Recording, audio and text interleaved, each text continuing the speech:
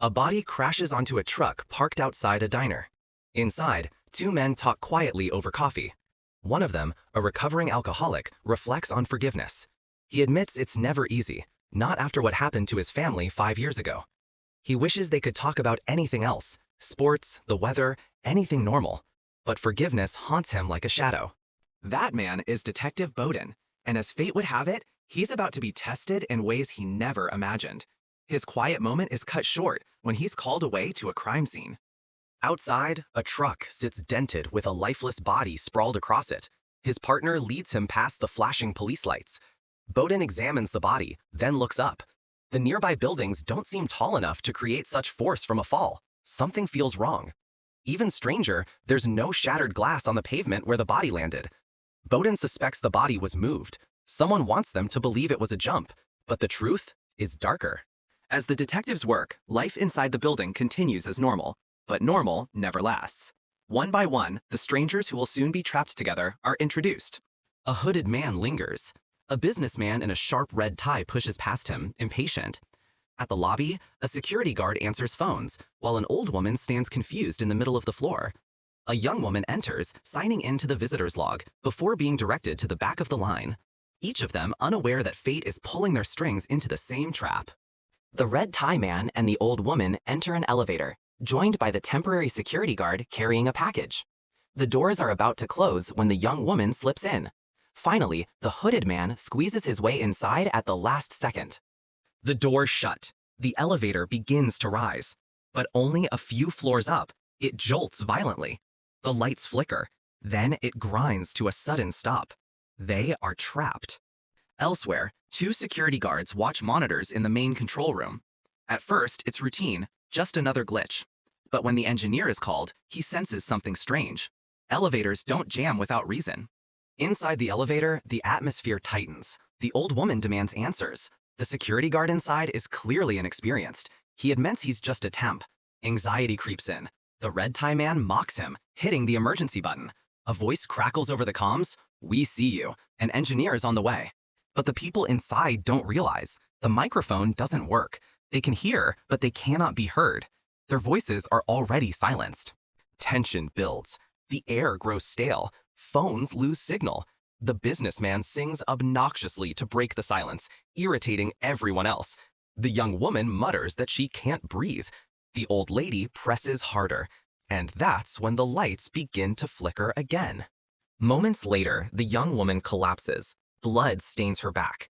Panic erupts. She claims something bit her, but no one saw anything. The businessman has blood on his sleeve. Did he stab her, or did something else happen in the dark? The group turns on him. The temp guard tries to frisk him. Fear spreads through the elevator like poison. Back in the security room, the younger guard notices something strange on the monitor. A flicker, an image that shouldn't be there. For a split second, the passengers appear dead, mangled. But then the image clears. Everyone is alive again. The older guard dismisses it as static, but the younger one knows better. Something evil is in that elevator. The detective arrives at the building just as chaos deepens. He sees shards of glass swept away from the pavement, confirmation that the suicide was staged. And then another. A massive sheet of glass plummets from above, narrowly missing his partner. Someone wants the truth buried. In the elevator, fear turns to suspicion. Everyone is a potential killer.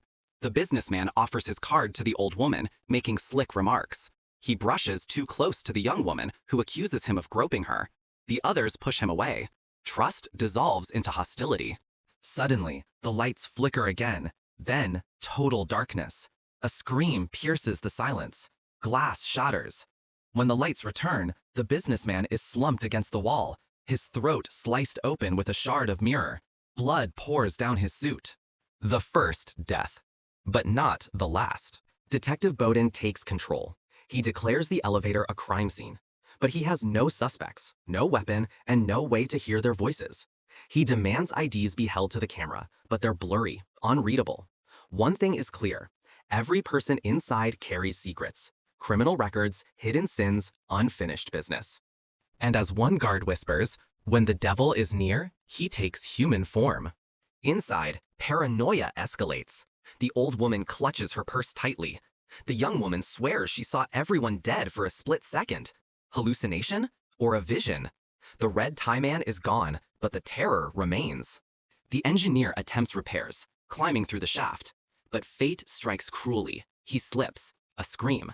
Then silence. Blood drips into the elevator from above.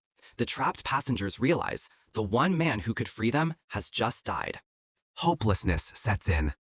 The lights flicker again. The old woman collapses, lifeless, her body strung unnaturally against the wall. The others stare in horror. They are next. Bowden orders the building locked down. No one in, no one out. On the monitors, the younger guard prays. He is certain now this is no ordinary crime. Evil itself is inside that elevator. The survivors accuse one another. The temp guard tries to stay calm, but suspicion points his way. The hooded man defends himself. The young woman grows desperate, whispering that she knows who the devil wants. Then, another blackout. When the lights return, the security guard lies dead, his throat slashed. Only two remain, the hooded man and the young woman, both terrified, both armed with shards of glass. The detective pleads through the speaker, telling them to let go of the anger, to stop fighting. For a moment, it works. The glass drops. Hope flickers. But hope is fragile. The lights cut out once more. In the dark, a scream.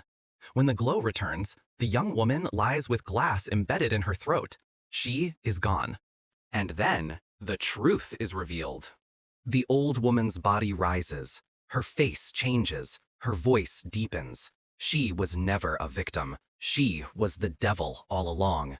She turns to the last man, the hooded one, and whispers that it's his turn. Memories flood his mind. The night he drank too much, the wheel jerking, the crash, a woman pinned in the wreck, a child lying lifeless in the grass. His guilt is unbearable. For years, he's carried the secret, hiding behind lies. Now, the devil has come to collect. He begs for forgiveness, offers his life in exchange. But the devil only smiles. She doesn't want his death. She wants his soul broken. With a final surge of terror, she hurls the elevator downward. When it crashes to a stop, he is the only one left alive. The firemen pry open the doors. They pull him out, trembling, broken, confessing his sins. And standing there is Detective Bowden, the same man who lost his wife and child to a drunk driver 5 years ago. The same man who has sworn he could never forgive. The hooded man whispers his confession. I was the driver. I killed your family.